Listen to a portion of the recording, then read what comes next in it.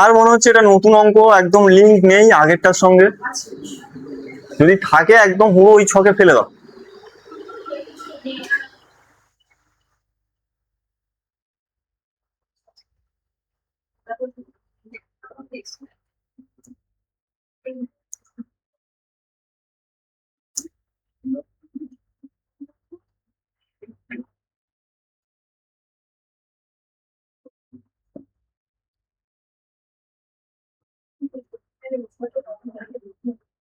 অনলাইনে গুরু বলো করছো অঙ্কটা? গুরুপ্রসাদ, হ্যাঁ স্যার। জ্যোতি সামন্ত, মনমোহিনী কোথায় আছো? অঙ্ক দেখছো নাকি জাস্ট ক্লাসটা রেসপন্স করছো না কেন?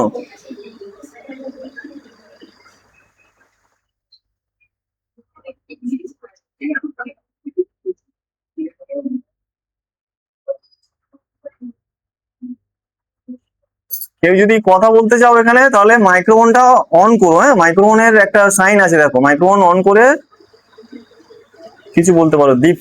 দীক্ষিতা সাধু খা,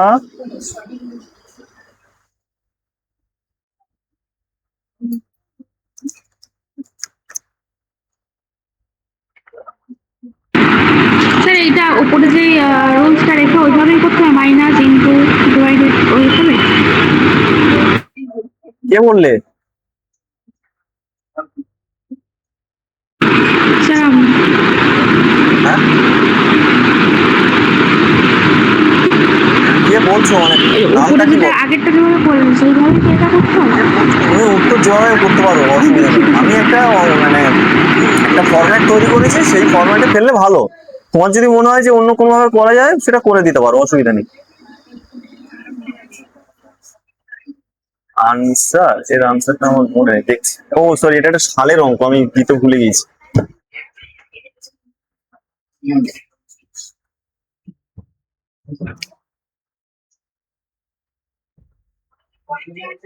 হ্যাঁ, এই 89.84 এরকম হয়েছে না? একদম, এই খুব ভালো আনসার হয়েছে। এটা এসছে তোমার CHSL 2022, CHSL 2022 সালের অঙ্ক। এটা খুব বেশি পুরানো নয়। অভিষেক হয়েছে?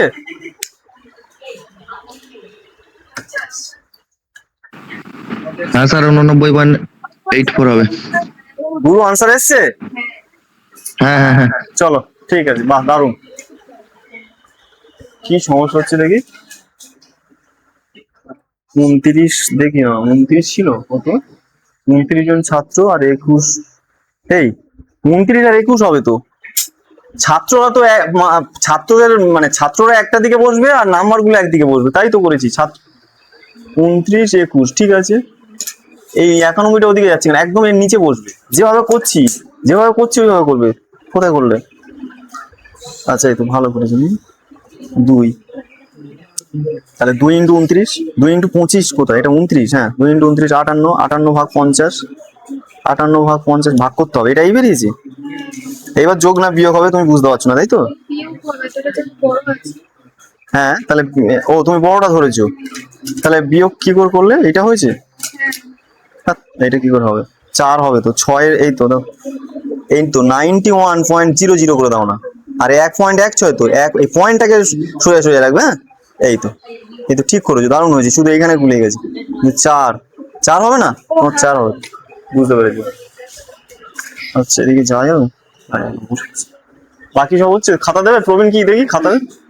ওদের পাশে হেল্প নিও। হ্যাঁ, একটু পাশে হেল্প নিও। আচ্ছা 2, বাহ দারুণ আছে। তৃষা, সুস্মিতা, শিপ্রা রয়েছে, সব হচ্ছে। করো।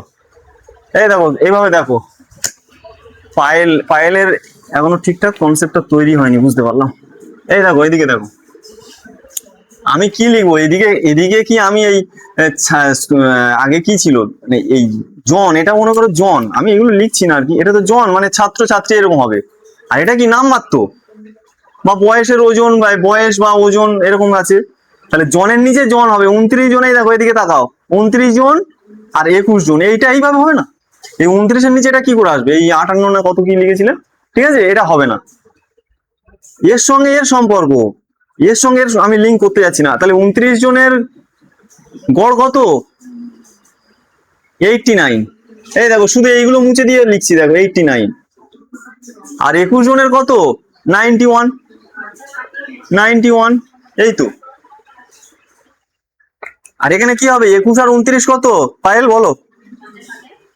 50 হবে না? বোঝা যাচ্ছে? আন্দাজে হচ্ছে না তো, একদম ওই ফরম্যাটে ফেলো, কোনো আন্দাজের কোনো গল্প নেই। এই ফরম্যাট তৈরি হয়েছে। এইবার বলো, এবার কার কি সমস্যা? এইটাই তো ফরম্যাট।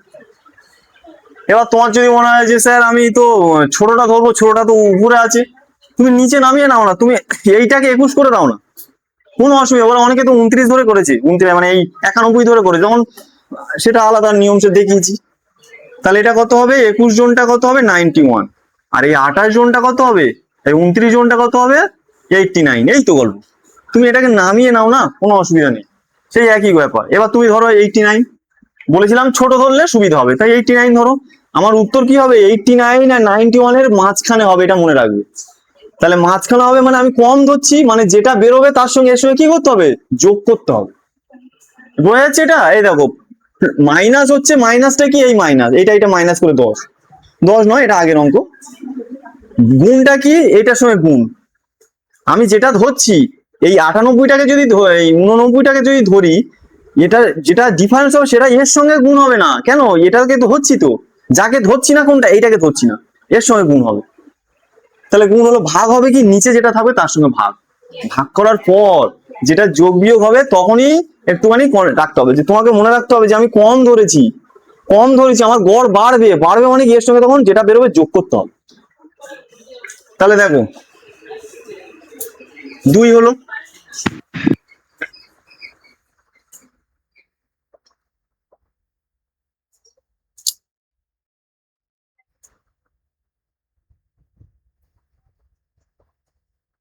চারটে স্টেপ লিখলাম, দেখো চারটে স্টেপ লিখলাম।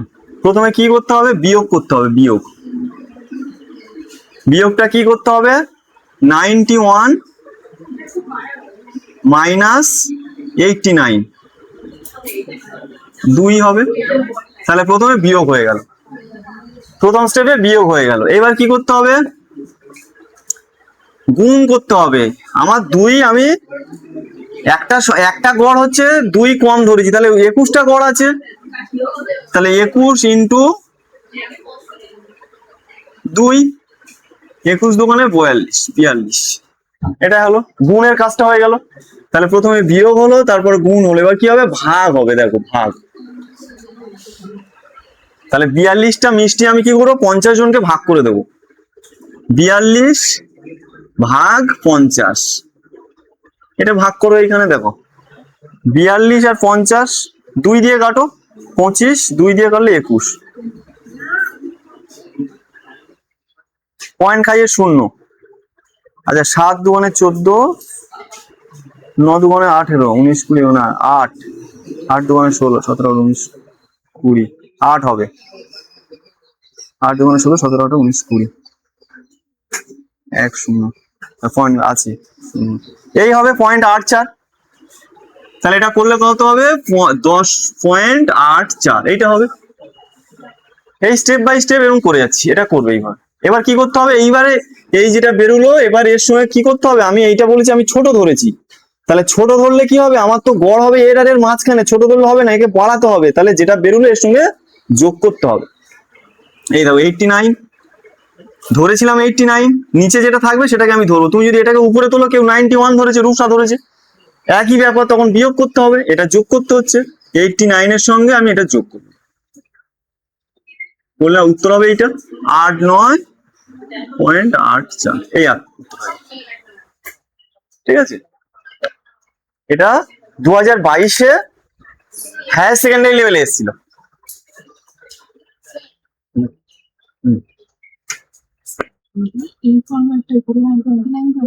হ্যাঁ এটা ডিফারেন্স যার ফলে হবে সেটা যেটা কনসিডার করতে পারছিলাম যদি ভুল করে, তাহলে 0.84 আর এর অপোজিটটা যদি যোগ করি আর কি হবে, সেটা মানে হ্যাঁ। আপনার হচ্ছে মানে না ওরকম কোনো ব্যাপার নেই যে এইটাই করতে হবে, তুমি তোমার মতো যেটা সহজ লাগে সেটাই করবে।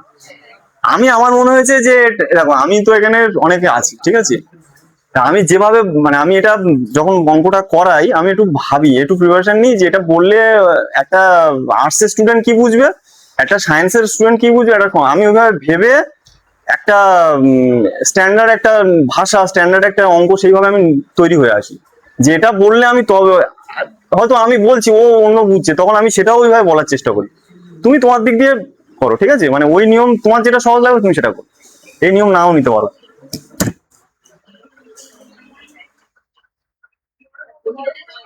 আমি এই জন্য ডেসক্রিপটিভটা করাই, মানে যাতে সে একটা বুঝতে পারে, নাহলে আমি শুধুমাত্র ওই গুণ ভাগ, এই বিয়োগ গুণ ভাগ বলে কোনো ব্যাপারটা কি ভেতরে তো ঢুকতে হবে, তার জন্য ওটা করে, ঠিক আছে, অঙ্ক করলেই হবে।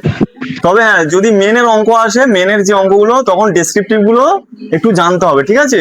শুধু প্রিলি পাস করলে কিন্তু চাকরি নয়, এটা মাথায় রাখতে হবে।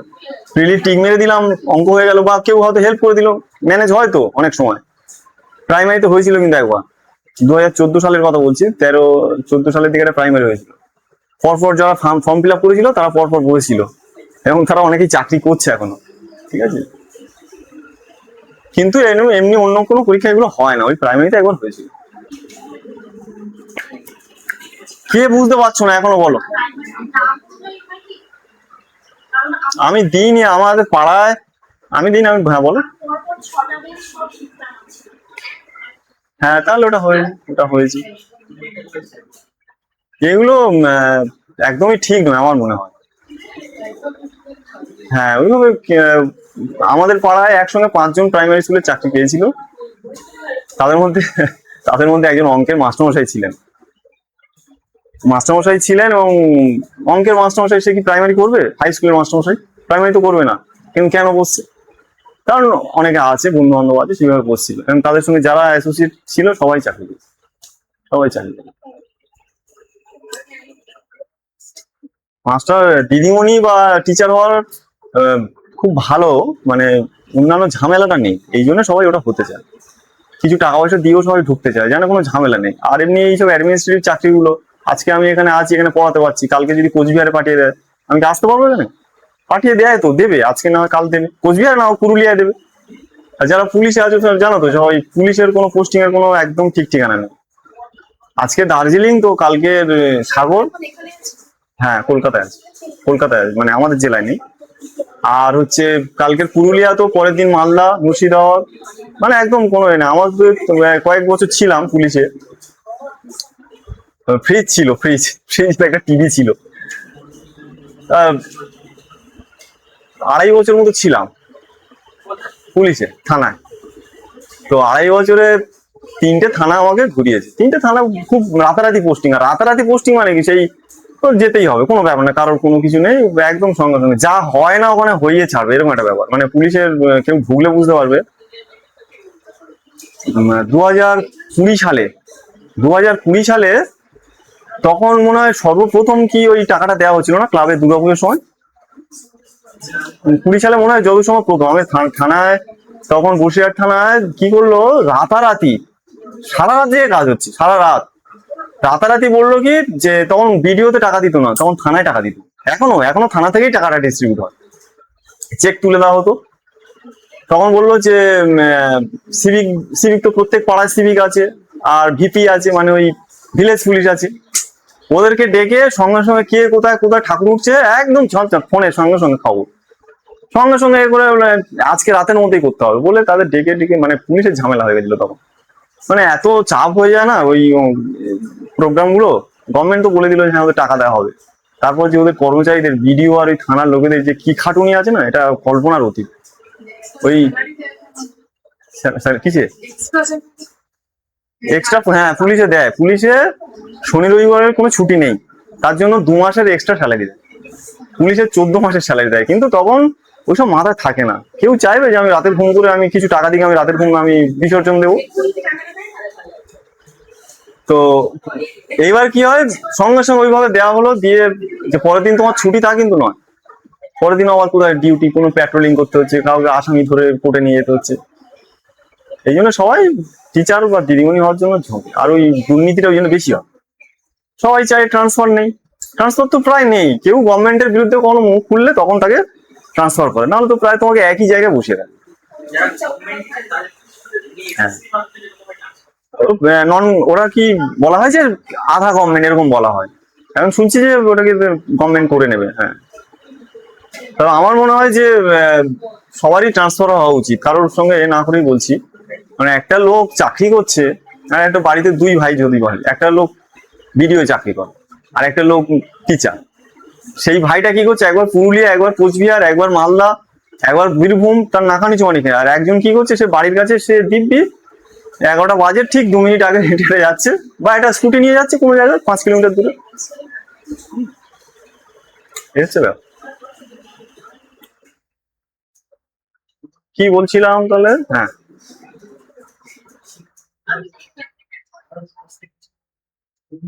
আর ওই যে শিক্ষকদের যে নিয়োগ হয়টা, নিয়োগটা বেশি হয়, 25,000 30,000, এটা আমার মনে হয় এটা কমিয়ে দেওয়া উচিত।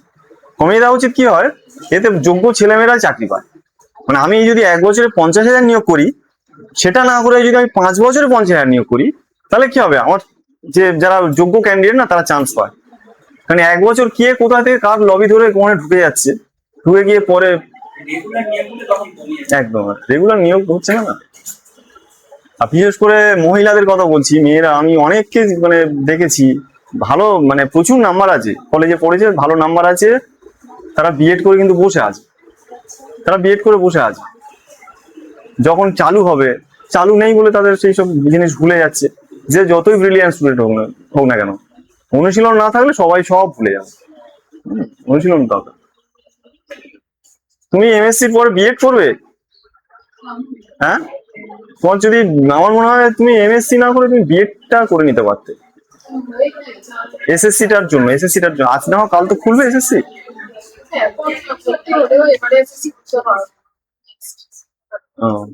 না, তুমি তো স্কুল সার্ভিসে বসতে পারবে না বিএড না হলে। শিফটার বিএড আছে না, চলছে লাস্ট বছর, অভিষেকের কমপ্লিট তো, ঠিক আছে। যাদের ভালো নাম্বার আছে বিএডটা করে রাখতে পারো, ঠিক আছে। আর যদি এমনি মানে বিএড করলেই তো হবে না, বিএড করতে গেলে একটা নাম্বার চায় না, যে এত নাম্বার হলে বিএড করা যাবে, এরকম তো। অন্যান্য চাকরির ক্ষেত্রে ঠিক আছে, অসুবিধা নেই, যারা খাটছো, যেভাবে খাটছো, শুধু ধৈর্য ধরে করতে হবে। যেভাবে বলি, এই যে একটা মেয়ে সম্ভবত রূপসা না কে লিখলো এটাও, এই নেহা না, এই 91টা এখানে লিখেছো, বা 89টা এখানে লিখেছো, 91টা সরে লিখলে কেন? একদম যেভাবে বলছি সেভাবে করবে। তুমি যখন শিখে নেবে না, তখন তুমি আমার কথা শুনতে হবে না, তখন তুমি তোমার মতো করবে, ঠিক আছে। তুমি সাইকেল চালানো জানো না, আমি তোমাদের সাইকেল চালানো শেখাচ্ছি, কিভাবে এক পা তুলতে হয়, কিভাবে প্যাডেল মারতে হয়। তারপর তুমি যখন শিখলে, তখন তুমি পেছনে এরকম হাত দিয়ে সাইকেল চালাতে পারবে, তখন কি তুমি আমার কথা শুনবে? আমার কথা শুনবে না। প্রথমে এখন আমি যেভাবে বলছি না, আমি যে বললাম, আমি এটা কিন্তু ভাবি, আমি ভেবে আসি যে কোনটার পেছনে কি বলবো, কোন অঙ্গটার পর কোন অঙ্গটা দেবো, সেইভাবে আমি একটু প্রিপারেশন নিয়েই আমি এখানে আসি, ঠিক আছে। এই নয় যে আমি প্রথম দুম করে এই অঙ্কটা দিলাম, দিয়ে বললাম করে দাও, এরকম নয়। চলো তাহলে এবার অন্য অঙ্ক করা যাক।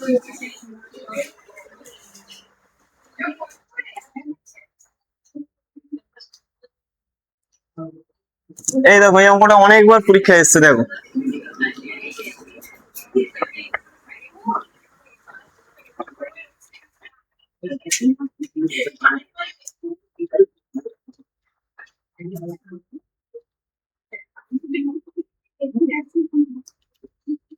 একটা মেসে, আমাদের বাড়ির কাছে একটা মেস ছিল, এখন নেই, বাড়ি হয়ে গেছে। মানে এটা বলছি এই জন্যে যে তুমি যতটুকু তোমার পড়াশোনা বা তোমার কাজের প্রতি এফোর্ট দেবে, ততটুকুই তুমি সাফল্য পাবে, ঠিক আছে। মানে